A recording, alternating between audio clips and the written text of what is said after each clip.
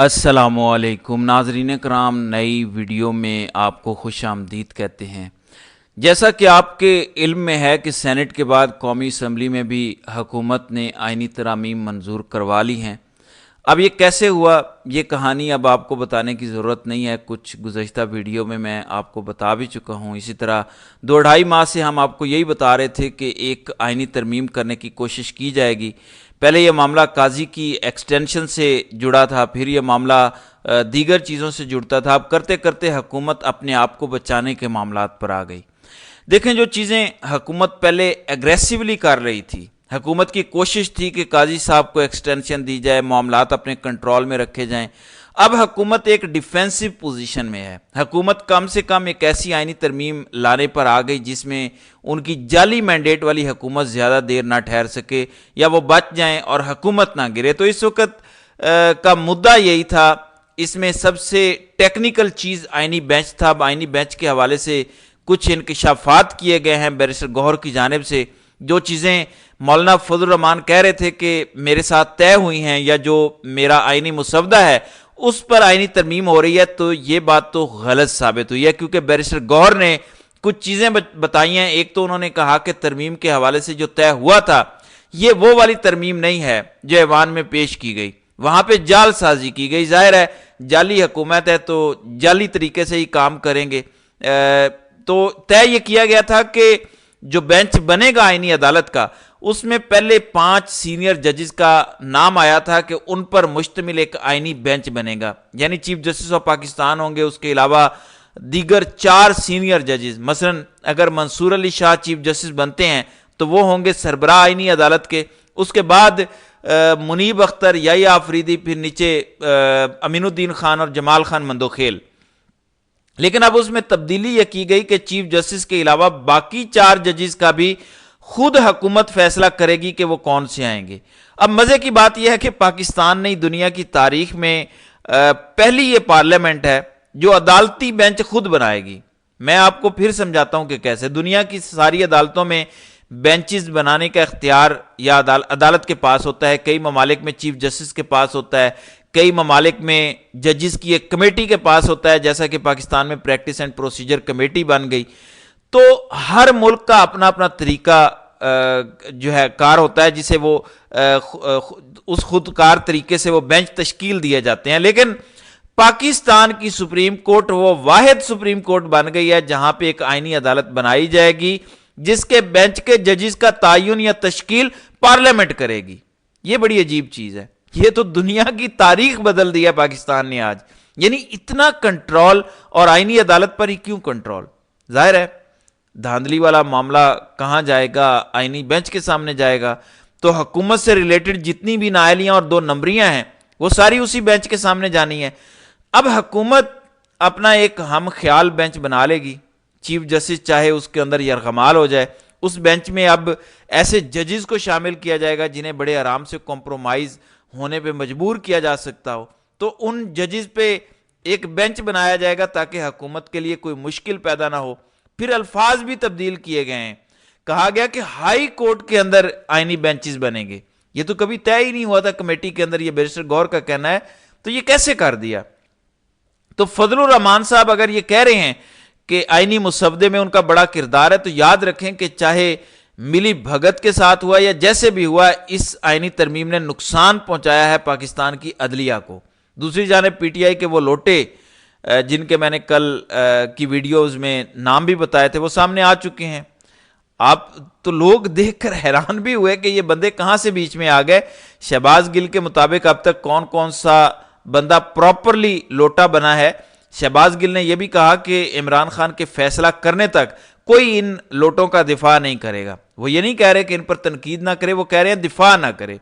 شاید party policy یہ ہے۔ بہرحال 3 لوٹے جو ہاؤس کے اندر آئے ان میں چودھری عثمان، اورنگزیب کھیچی اور اظہار قریشی ہیں۔ اس کے علاوہ 2 اور بندے جو ہے وہ ہاؤس کے اندر آئے، ان میں مبارک زیب، اور مبارک زیب کو بڑی اچھی آفر ملی حکومت کی جانب سے۔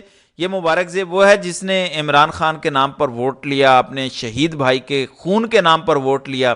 جو چوکوں چراہوں میں کھڑا ہو کر کہتا تھا، قسمیں کھاتا تھا کہ عمران خان کا ساتھ کبھی نہیں چھوڑوں گا، اس نے جتنی شرائط رکھی وہ ساری شرائط کے پی کے حکومت نے مانی، اس کے باوجود اسی مبارک زیب نے پاکستان تحریک انصاف کی پیٹھ میں چھرا گھونپا ہے۔ پھر چودھری الیاس، اس کے بارے میں پہلے ہی خبریں تھی کہ یہ 2 نمبر طریقے سے آیا تھا اور اسے پی ٹی آئی کا ٹکٹ دلوایا گیا، اور چودھری الیاس نے الیکشن لڑائی اس شرط پر تھا کہ میں جیسے ہی الیکشن جیتوں گا آپ مجھے اصلی والا فارم 47 دے دیں کیونکہ میں خان کے ووٹ سے جیتوں گا، پھر آپ جہاں کہیں گے میں وہیں چلا جاؤں گا۔ بعد میں اس نے اپنے آقاؤں کے کہنے پر فارم 47 جب اس کو مل گیا تو اس نے ایک بیان حلفی دیا کاف لیگ کو، تو کاف لیگ کو اس کی وجہ سے 2 سیٹیں ملی، ایک سیٹ ملی مخصوص نشست کی اور ایک ملی اس کی اپنی۔ یہ کچھ عرصہ پہلے جرمنی بھی چلا گیا تھا، اسے ٹھیک ٹھاک پیسہ بھی ملا، تو جب یہ فوری طور پر واپس پہنچا ہے تو واپس پہنچنے کے بعد اس نے پھر آئینی ترمیم کے حق میں ووٹ دیا۔ تو یہ وہ 5 لوگ ہیں جو ہاؤس کے اندر آئے۔ اب جو ہاؤس کے اندر نہیں آئے 4 لوگ وہ کون سے ہیں؟ ان میں ایک ریاض فتیانہ ہے، ان کے بیٹے کو اٹھا لیا گیا، یہ کل رات گورنمنٹ کی لابی میں موجود تھے۔ اس کے علاوہ زین قریشی 16 تاریخ سے اپنی فیملی کے ساتھ رابطے میں نہیں تھا۔ زین قریشی کی اہلیہ کو بھی اسی دوران چند گھنٹے کے لیے اغوا کیا گیا، پھر زین قریشی حکومتی کیمپ میں دیکھے گئے۔ اب دیکھنا یہ ہے کہ زین قریشی اتنی بڑی قربانی دینے کے بعد اپنے والد کو کیا جیل سے نکال پاتے ہیں یا نہیں۔ اگر انہوں نے یہ کیا ہے تو کیا اپنے والد سے پوچھ کر کیا ہے یا ان کی مرضی سے کیا ہے، یہ ساری چیزیں آنے والے وقت میں کھلیں گی۔ پھر زین قریشی کے ساتھ ایکچولی ہوا کیا ہے یہ بھی ہمیں جلدی پتہ چل جائے گا۔ اس کے علاوہ مقداد حسین جن کے بارے میں سب کہہ رہے تھے کہ یہ بک گئے ہیں اور انہوں نے اپنے آپ کو اغوا کروا لیا ہے، تو وہ بھی شامل ہیں۔ پھر اسلم گھمن، بریگیڈیئر اسلم گھمن کو بہت دفعہ پی ٹی آئی کے لوگوں نے کہا کہ آپ ہمارے ساتھ چلیں، ہم آپ کو تحفظ دیتے ہیں، لیکن بریگیڈیئر صاحب بضد تھے کہ میں نے نہیں جانا، میں نے یہیں پہ رہنا ہے۔ کل یہ بھی حکومتی لابی میں جا بیٹھے۔ تو یہ وہ 9 لوگ ہیں جو اب اپنے حلقوں میں جا کے عوام سے ووٹ مانگ کے دیکھیں، ان کو لگ پتہ جائے گا لوگ ان کے ساتھ کیا کریں گے، یہ جلد ان کو سبق حاصل ہو جائے گا۔ تو ناظرین کرام، بہت سارے کریکٹرز ہیں جو کمزور پڑ گئے، مجبور ہو گئے یا بک گئے، وہیں پہ کچھ ایسے کریکٹرز بھی ہیں جو نہیں بکے، جن کے ساتھ بڑا ظلم ہوا۔ سعد اللہ بلوچ ہیں، چودھری امتیاز، بہت سارے نام ہیں۔ پھر عادل بازائی نے بڑی قربانی دی، کوئٹہ میں ان کے پلازے اور گھروں کو گرایا گیا، ان کو آخری وقت تک ڈرایا دھمکایا جاتا رہا، کاروبار تباہ ہوا، فیملی کو ہراساں کیا، بیڑا غرق کر دیا پکڑ کے ہر چیز کا، لیکن وہ شخص نہیں بکا۔ اس نے کہا کہ میں عمران خان کی پیٹھ میں چھرا نہیں گھونپوں گا۔ اب جب بھی وہ الیکشن لڑے گا کوئٹہ میں، آپ دیکھیں گے کہ وہ جیت جائے گا کیونکہ وہ ہیرو بن گیا ہے۔ انٹرسٹنگ بات یہ ہے کہ پاکستان میں 4 ڈکٹیٹرز آئے ہیں، چاروں ڈکٹیٹرز نے مل کر پاکستان کے پارلیمان کو وہ نقصان نہیں پہنچایا جو پیپلز پارٹی اور نون لیگ نے مل کے کر دیا ہے۔ پارلیمان میں ایک بڑا بڑبولا شخص خواجہ آصف یہ کہہ رہا تھا کہ ووٹ کو ہم نے عزت دی ہے، تو یہ ان کی ٹوٹل اوقات ہے، ماؤں بیٹیوں اور بہنوں کو اٹھا کے لوگوں کو ذہنی طور پر ٹارچر کر کے، ممبران کو اغوا کر کے، 70 کروڑ میں ووٹ خرید کے، اگر ایسے آپ نے ووٹ کو عزت دینی ہے تو شاباش آپ کے ووٹ کو عزت دینے پر اور آپ کے بوٹ پالشیاں ہونے پر۔ پھر عمر ایوب نے ان کو ایسا جواب دیا، انہوں نے کہا کہ اس آئینی ترمیم پر آپ لکھ دیتے کہ ووٹ کو عزت دو سے بوٹ کو عزت دو تک کا سفر، تو یہ بوٹ پالشیے جو ہیں ان کی اس آئینی ترمیم پہ یہ جملہ لکھا جانا چاہیے۔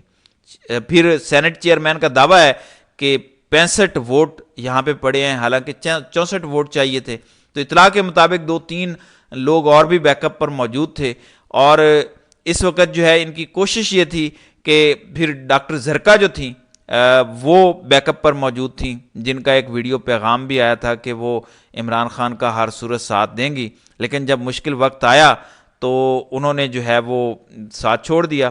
پھر جو بیرسٹر گور ہیں انہوں نے بڑی اہم بات کی ہے اور ثاقب بشیر نے اسے کوٹ بھی کیا، انہوں نے کہا کہ یہ آئینی ترامیم تو انہوں نے کر لی ہیں لیکن یہ چلیں گی نہیں، کیونکہ آرٹیکل 156 کے مطابق انہوں نے کہا کہ جب تک مخصوص نشستیں نہیں دی جاتی، جب تک خیبر پختونخوا کے سینیٹرز مکمل نہیں ہو سکتے، نہیں آ جاتے، اتنی دیر تک تو ایوان ہی نامکمل ہے، دونوں ایوان نامکمل ہیں، لہٰذا یہ آئینی ترمیم جو ہے یہ نہیں ہو سکتی اور یہ چیلنج ہوگی۔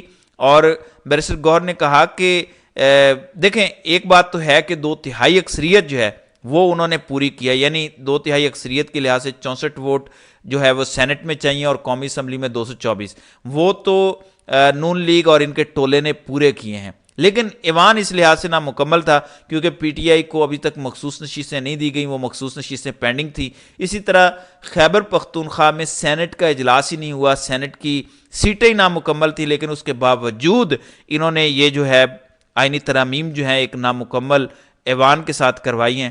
تو یہ کہا جا رہا ہے کہ آئندہ آنے والے وقت میں سپریم کورٹ میں چیلنج ہوگا اور سپریم کورٹ اسے اڑا دے گی۔ تو دیکھنا یہ ہے کہ آئندہ آنے والے وقت میں اس پر مزید ہوتا کیا ہے۔ تو ناظرین کرام، آپ کی اس ویڈیو کے حوالے سے کیا رائے ہے؟ آپ اپنی رائے کا اظہار کامنٹ سیکشن میں ضرور کیجیے گا۔